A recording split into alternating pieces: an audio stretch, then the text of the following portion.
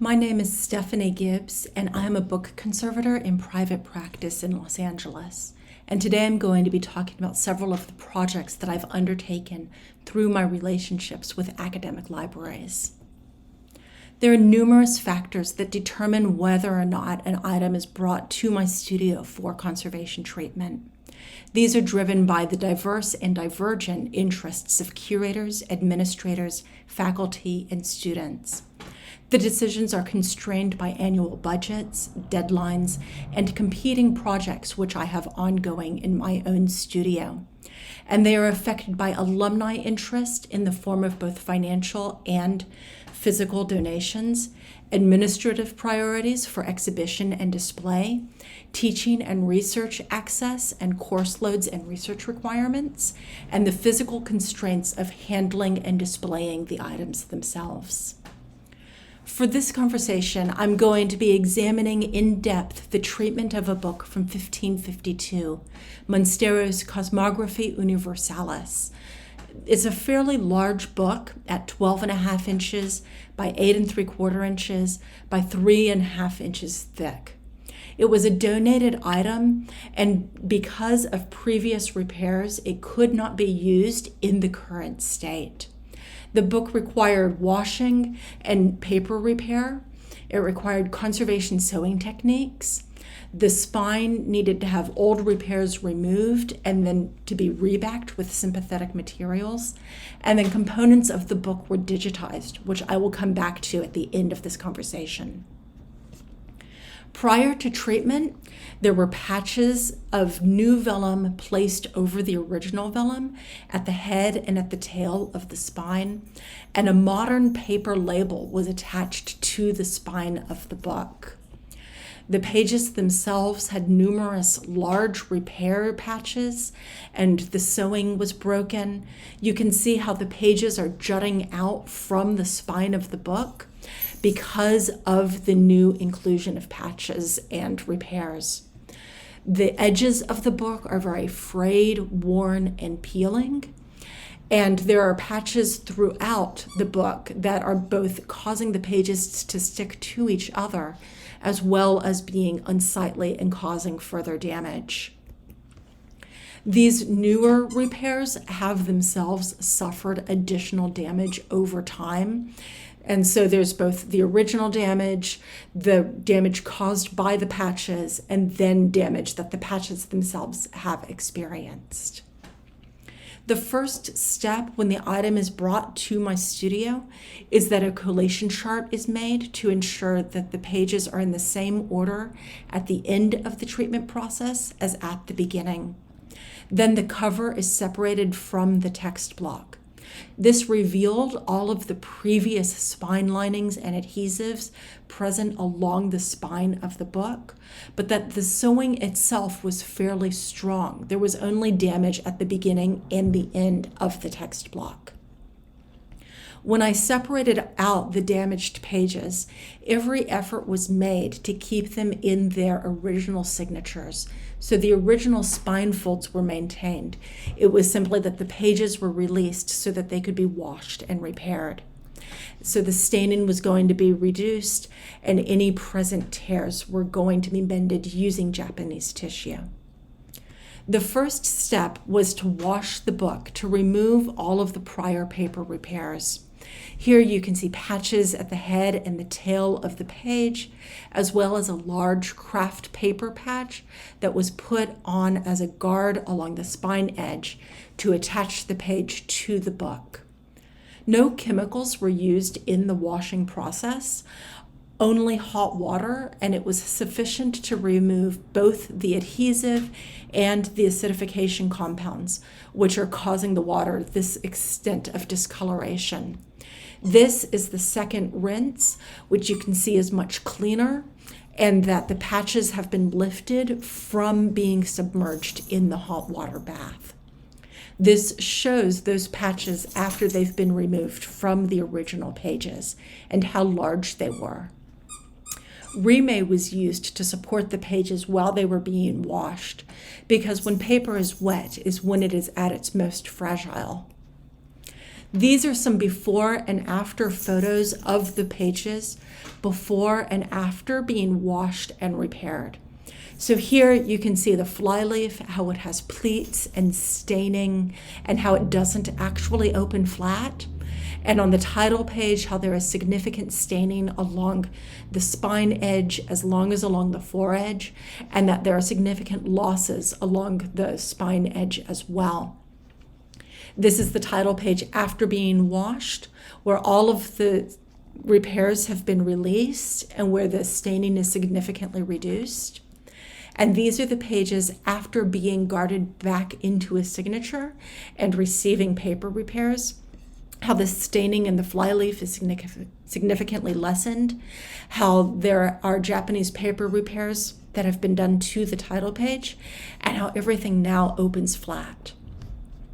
This is the frontispiece of one of the maps that has a very large paper patch repair to it that's preventing the page itself from being able to lie flat.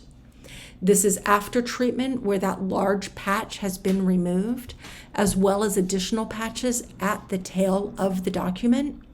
And this shows the reverse of the document, the map itself, how there has been no loss of image, but that the losses that were originally present have been infilled with Japanese paper. After all of the page repairs have been completed, the pages need to be reformed into signatures to be reattached to the text block. For this, a Japanese paper guard was attached to the pages, extending approximately 1/8 of an inch onto the folded map.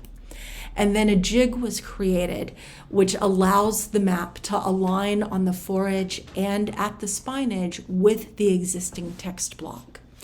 This void at the spine area is then filled in using acid-free handmade paper guards, which will then allow the maps to open flat.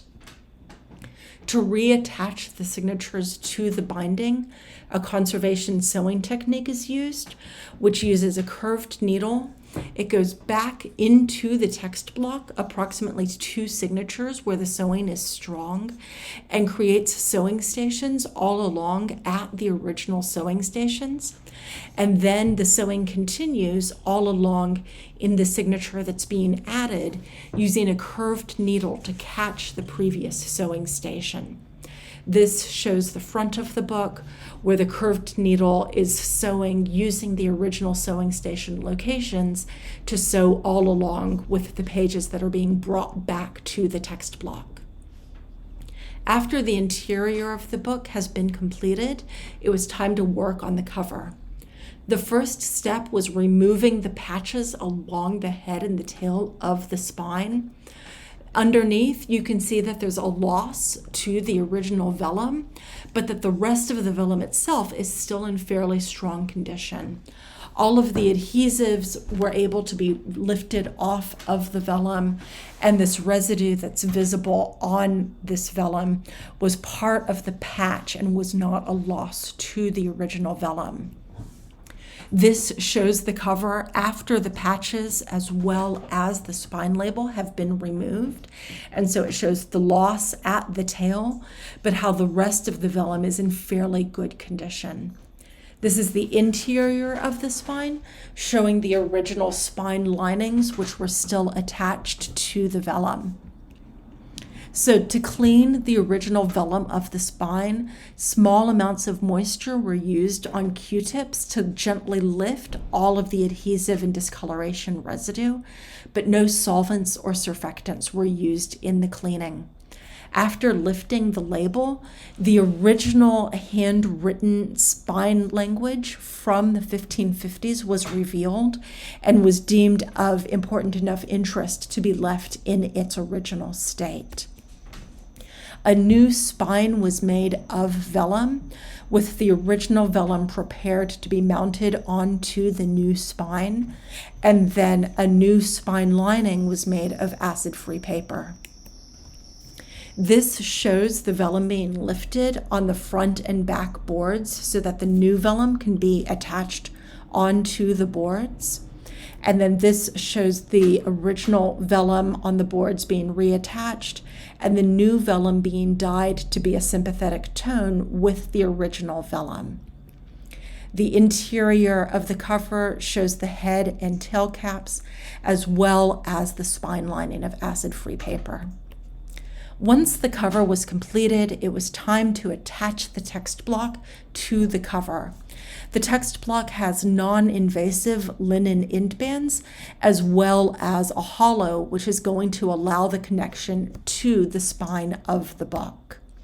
And so this shows the text block attached to the cover, as well as the original vellum spine attached over the conserved vellum spine.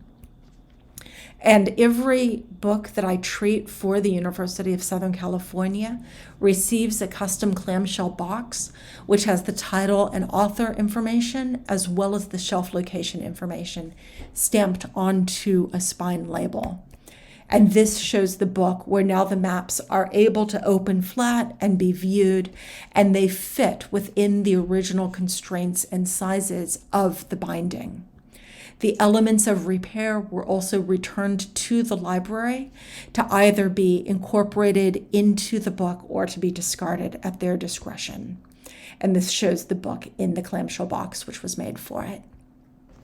I'm going to very quickly show two other treatments which were done for other academic collections. The first is from 1818. It was a travel narrative around Africa.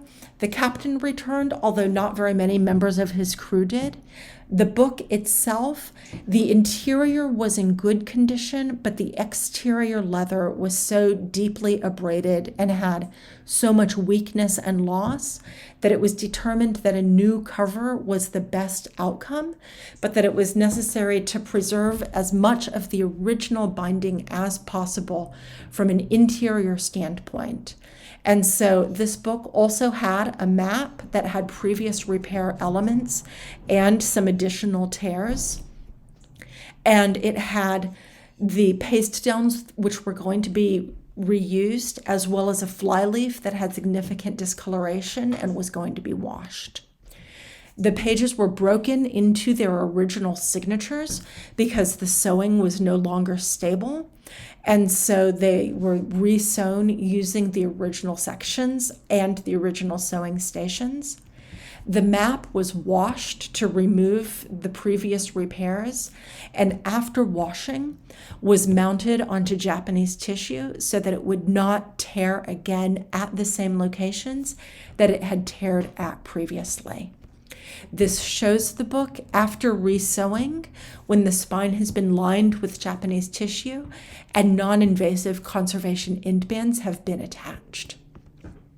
And once again, the paste downs were reused in the new cover, and this shows the flyleaf after washing. This shows the map placed back in its original location, but now is strong enough to be able to open and lay flat and be referenced. The final conservation project that we're going to be looking at is a tight back binding, and the cover itself had a tooled and dyed panel design, whereas the spine was very heavily degraded and had significant losses. So the book was also missing significant aspects of the flyleaf. And so one of the blanks from the back of the book was brought to the front of the book to be incorporated into the binding. The original sewing stations were maintained on the raised cords, and the original indbands were maintained as well. The spine was merely cleaned and then relined. There were plates at the back of the book that were repaired in situ so that they could be opened and viewed without causing additional damage. This shows the Japanese tissue repair along the fold lines extending before being trimmed, as well as the Japanese tissue repair along the forage for one of the other plates. The leather was lifted from the original cover board so that the new calfskin could be placed between the original cover leather and the original cover board. And in this image, you can see the calfskin that has been pared to be reused, and the book where the spine has been relined and reinforced. This is the book after treatment, where the new leather has been dyed to match the original leather, and a new spine label has been stamped using the text that was visible from the original spine label. The interior hinges were rebuilt using Japanese tissue, and the plates are now able to open flat and to be viewed. I mentioned earlier that we were going to revisit the digitization from the cosmography maps. And so this is one of the maps that I provided as a high resolution image to the University of Southern California for them to be able to share with their researchers.